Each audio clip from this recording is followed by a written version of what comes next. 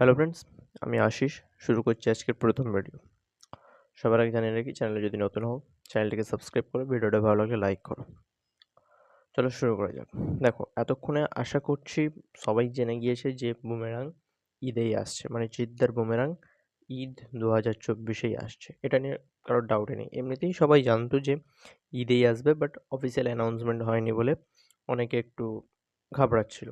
কিন্তু সেরকম কোনো ব্যাপারই নয়।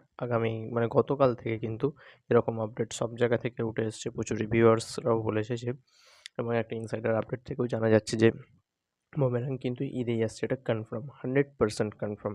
তো আমি সেই নিয়ে আর বেশি জলঘোলা করতে চাইছি না, কারণ সেটা অলরেডি একটা বাসি খবর হয়ে গিয়েছে। তো এখন আমরা যে টপিকটার উপরে পুরো ফোকাস করব সেটা হচ্ছে জিৎ ভার্সেস অঙ্কুশ, মানে যেটা মূল টপিক বাংলার ক্ষেত্রে। মির্জা ভার্সেস বুমেরাং, এরকম কিন্তু ব্যাপার হতেই চলেছে এবছর ঈদ 2024-এ। তো সেই অনুযায়ী দুটো সিনেমার মধ্যে কোন সিনেমাটা ব্যবসা ভালো করতে পারে, কোনটা ভালো চলতে পারে এবং কোনটার ক্রেজ বেশি থাকতে পারে এবং কোনটাকে অডিয়েন্স বা দর্শক সাপোর্ট করতে পারে, সেই নিয়ে পুরো ভিডিওটা আলোচনা করব। তো ভিডিওটা খুব ইন্টারেস্টিং হতে চলেছে। তো ভিডিওটা লাস্ট পর্যন্ত দেখো। তো আমরা যদি ফার্স্টে মির্জা নিয়ে কথা বলি, দেখুন, মির্জা একটা আউট অ্যান্ড আউট কমার্শিয়াল ছবি, যেখানে মার্কেটারি অ্যাকশন, আইটেম সং, একটা আলাদা লেভেলের ইউনিক স্টোরি। এবং অঙ্কুশে ধরতে গেলে সবথেকে হার্ড ওয়ার্কিং এবং ব্যয়বহুল এবং তার ড্রিম প্রজেক্ট সব কিছু কিন্তু সে এখানে লাগাচ্ছে। মানে সে তার ধরতে গেলে জানটাকেই দাওয়াতে লাগাচ্ছে।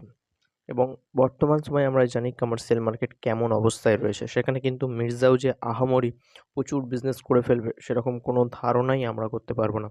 কারণ যদি আহামরি কিছু করে নেয় তাহলে সেটা আমাদের জন্য একটা মিরাক্কেল হয়ে যাবে এবং হয়তো তখন থেকেই বাংলার কমার্শিয়াল মার্কেট আবার ঘুরে দাঁড়িয়ে যাবে। বাট আহামরি যে করে নেবে এরকম ভাবার কোনো দরকার নেই। কারণ সেরকম আমাদের কোনো আশাও এখন বর্তমান অডিয়েন্স বা বাংলা দর্শকের কাছে জিনিস নেই।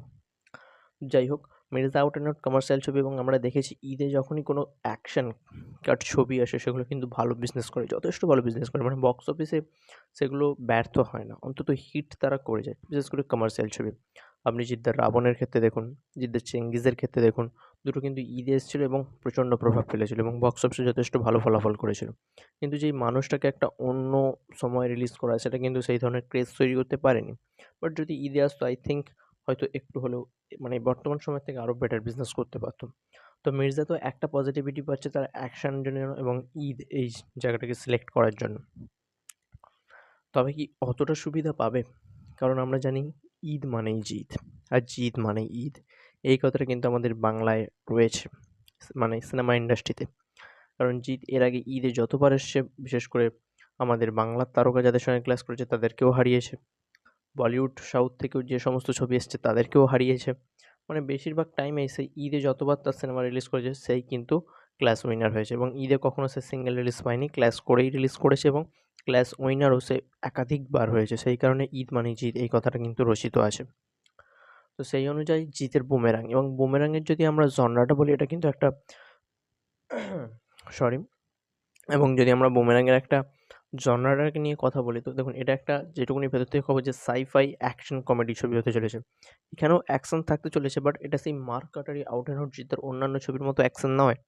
এখানে একটা সাই-ফাই মানে সায়েন্স ফিকশনের ব্যাপার থাকছে, এআই নিয়ে একটা থাকছে, একটা রোবোটিক ব্যাপার থাকছে, একটা সুপার বাইক থাকছে, মানে সায়েন্স ফিকশনের উপরে একটা কাজ হচ্ছে। সঙ্গে একটু অ্যাকশন থাকতে চলেছে, টেকনোলজি অ্যাকশন, সঙ্গে কমেডি এখানে কিন্তু থাকতে চলেছে।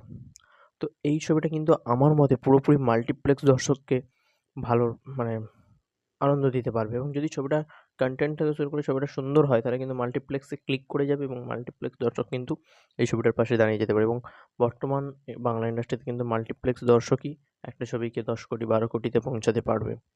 তো জিৎ আই থিঙ্ক প্রথমবার মাল্টিপ্লেক্স ওরিয়েন্টেড ছবি বানাচ্ছে।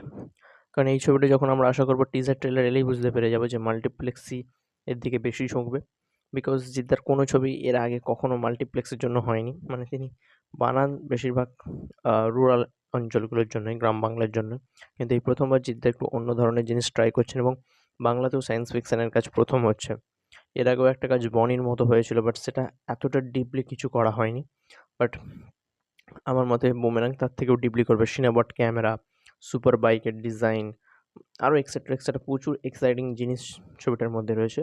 তো ওভারঅল যদি আমরা শেষ পর্যায়ে এসে বলি যে মির্জা না বুমেরাং, কে বেশি বিজনেস করতে পারবে? দেখুন মির্জার প্রমোশন কিন্তু ভালো হচ্ছে। মানে আমি বলছি না তারা যে প্রচুর টাকা ব্যয়বহুল করে ইভেন্ট করে প্রমোশন করছে। দেখুন অঙ্কুশ কিন্তু যবে থেকে মির্জা অ্যানাউন্সমেন্ট করেছিল, যেহেতু এটা একটা ১ বছর আগের প্রজেক্ট, তো তখন থেকে একটা হাইপ ক্রিয়েট হয়ে গিয়েছিল। তো সেই জন্য এই নামটা কিন্তু অনেক জায়গায় ছড়িয়ে গিয়েছে। একবার পোস্টপোন হলো, একবার মহরত হলো, তারপর প্রডিউসার আলাদা হয়ে গেল, অঙ্কুশ আবার একা করছে। তো এই নিয়ে এই সিনেমাটা প্রচুর চর্চায় রয়েছে। তাই এটা দর্শকের কাছে বেশি পৌঁছে গেছে। তার সঙ্গে অঙ্কুশ কিন্তু তার ফেসবুক পেজে প্রায় প্রতিনিয়ত বেশ কিছু আপডেট দিয়ে যায়। পোস্টার, একটা টিজার এবং আ যত সম্ভব ১৪ই ফেব্রুয়ারি এটার টিজার আসতে চলেছে সরস্বতী পুজোর দিন। তো সেখানেও একটা ক্রেজ, এটা অনেকদিন আগে থেকে জানিয়ে দিয়েছে। বাট যদি আমরা বুমেরাংকে নিয়ে কথা বলি, দেখুন জিৎদা কিন্তু লাস্ট ২০২৩ এ তার জন্মদিনে বুমেরাংয়ের নামটাই অ্যানাউন্সমেন্ট করেছিল। তারপর না কোনো পোস্টার, না কাস্টিং। আমরা জানি জিৎ রুক্মিণী মৈত্র রয়েছে। আর কে আছে জানি না। কোনো কাস্টিং, কোনো পোস্টার, কোনো টিজার, মানে এভরিথিং, নাথিং। কোনো আপডেটই জিততে দেয়নি। তো দেখা যাক কি হয়। তবে আমার ধারণা, যেহেতু জিৎ সবসময় এগিয়ে থাকে ঈদে, তো এবারেও আই থিংক জিতই ক্লাস উইনার হবে। কারণ এই ধরনের কনটেন্ট এর আগে বাংলায় কখনো ডেলিভার হয়নি। তো আমার মতে জিতই উইনার হবে। আপনাদের মতে কে হবে দেখুন। আমার মতে তো জিতই হবে এবং মির্জাও ভালো চলতে পারে। তো এই ছিল এখনের ভিডিও। দেখা হচ্ছে পরের ভিডিওতে।